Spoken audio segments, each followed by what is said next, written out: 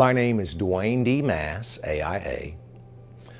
I graduated in 1989 with a Bachelor of Architecture degree. My hometown and where I grew up in Oklahoma, during the time I grew up, had to have been the most interesting place in Oklahoma. It was the only place I knew of that was completely ethnic. It was a coal mining community in southeastern Oklahoma. And now people think of it for its Italian restaurants, Krebs, and the area down there. But when I was a child, you heard Czech and Polish and Italian, and it was such a small insular place. And everyone was either Catholic or Orthodox. So it's like you didn't get outside of the Krebs, Hartshorn, this little area. So it stayed somewhat insular. And it was just amazing to be exposed. I mean, I'll never forget the first time I asked someone if they'd ever had pierogi before when I was a kid. Well, that's a Polish dish. And that's not something you got at the cafeteria. I grew up in a ranching and farming community and on a large farm. So that was wonderful, and probably the most amazing things and what wanted to make me build as a young man was watching my family build. My family built a lot, and they were not afraid to build anything. Were they engineers? No. Were they contractors? No. But they would build these massive barns and massive agricultural structures, and I was such a small child seeing this, and it just mesmerized me. So I was hooked on building something from the earliest of my youth. I was a bit of an unconventional student. I did not come here straight out of high school. I worked construction several years as I wanted to build. I was working construction and I met an architect. And he took an interest in me and told me that I really think you're doing the wrong thing.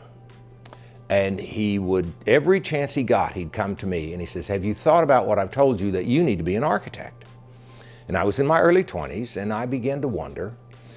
And I went and happened to be in Tennessee and visited the man. I was about 24, 25 at the time in Knoxville. He was teaching at the College of Architecture, University of Tennessee. And I stopped to say him and he said, not another minute, not another minute. And he said, you have one of the best schools right there in Oklahoma.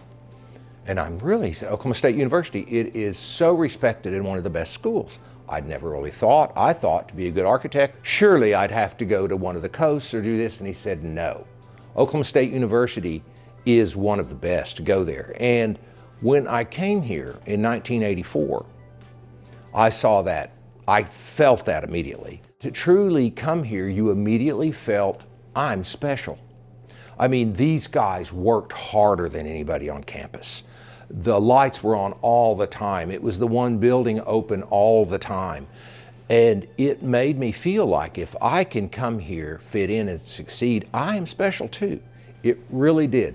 This school was sort of that candle on the top of my cake, shall we say, that let me know, yes, building is what I need to do, but this is the part you need to play in it. And this school did that for me.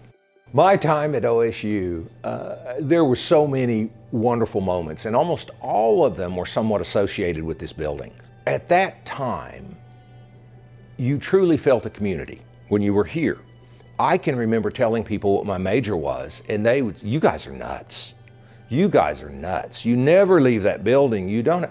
Actually, people would say, what? I had a wonderful life here. The camaraderie I craved. The group was tight. The competition was great. Of course, being non-traditional, every summer I had to beat it out here and work. So when I could not wait to get back here because my life truly was centered here.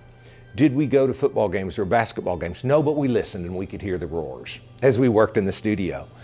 And so foundationally, this place became my community. One day it was the first Thursday in February of 1988. Been having fun at the studio and I was ready for a break.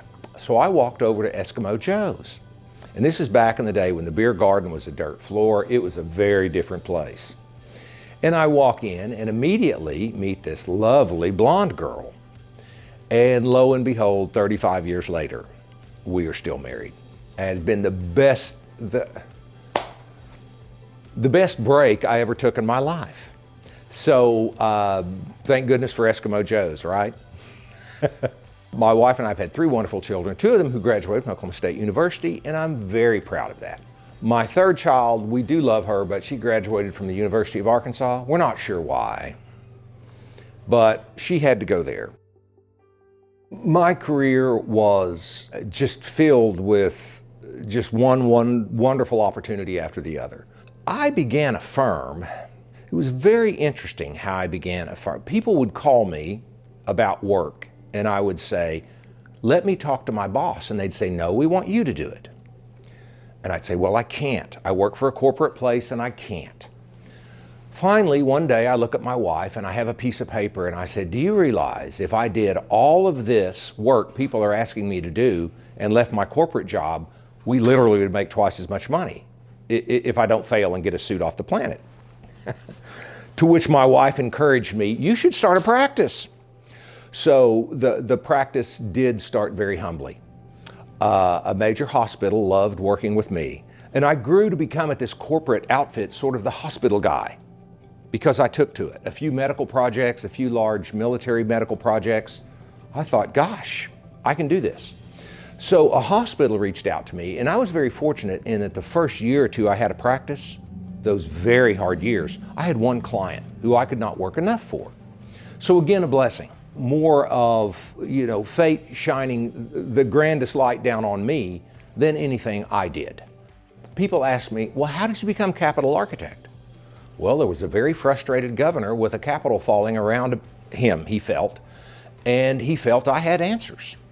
I didn't have answers. I got asked to put the first security system in the Capitol. One of my gentlemen who works for me, to let him do this. And I said, sure, he can do this. And while doing that, these things just stood out at you. And you'd say, oh my gosh, do you realize that the Capitol parts of the building are raining down on sidewalks outside? Do you realize this? Do you realize that? And so one day I got called into the governor's office and they said, we want you to be Capitol Architect. The first thing that came through my mouth, I should have kept my mouth shut. And so that was in 2006. And so everyone thinks that that is kind of the culmination of my career. I've been working to get the Capitol restored. We're basically finished now. We're within just months of being finished.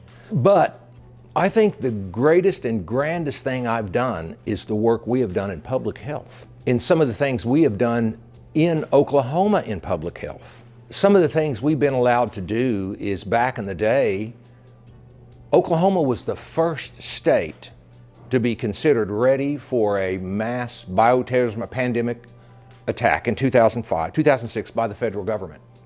We were allowed to write this master plan. No one had any idea what it was to be. Someone trusted enough to go away for 6 months and bring something back. So things like that when I've been trusted the most, to me, those are the greatest projects. Outside of work, I have developed, I guess they're hobbies.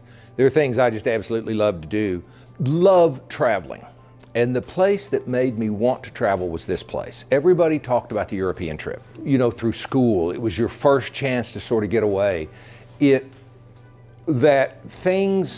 Life is wonderful here, but also everywhere great things happen. Go experience it all. I sort of left with that. I left school wanting that. I'd always loved to travel, but probably one of the things my wife and I crave the most are to travel. I love to keep a sketch journal. I have sketches I'm your OSU guy. I got to have my sketchbook out and my pen and whatever cathedral and whatever bridge and whatever beautiful building, yes. And still don't think I've ever sketched a face, but I've sketched every building you can imagine. Another thing that my wife and I love to do together is we love to build. And we'll build houses on the side all the time. Now we've lived in some we've sold. We hope we'll make money on them. Half the time we probably don't, but it's so much fun. She and I get to have fun together, and I really love the process of building. Top to bottom. I mean, bottom of the shoe to top of the head. Building, every part of it's wonderful.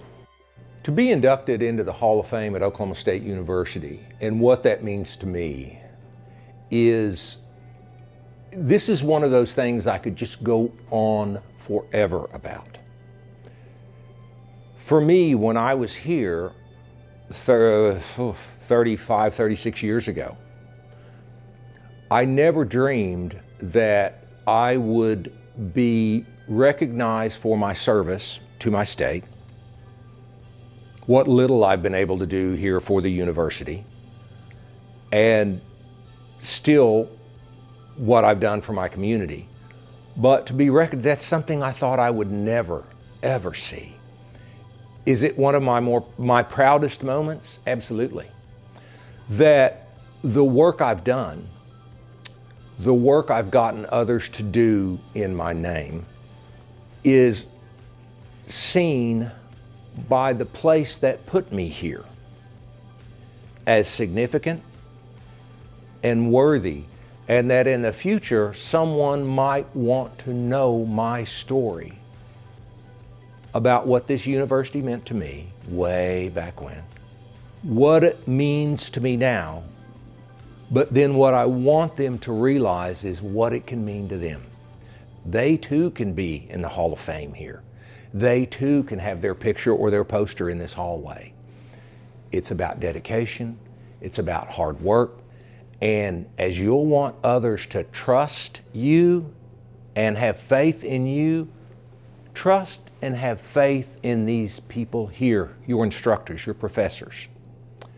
You'll get the same thing I did. This place will be just as good to you as it's being to me. Go, Pokes!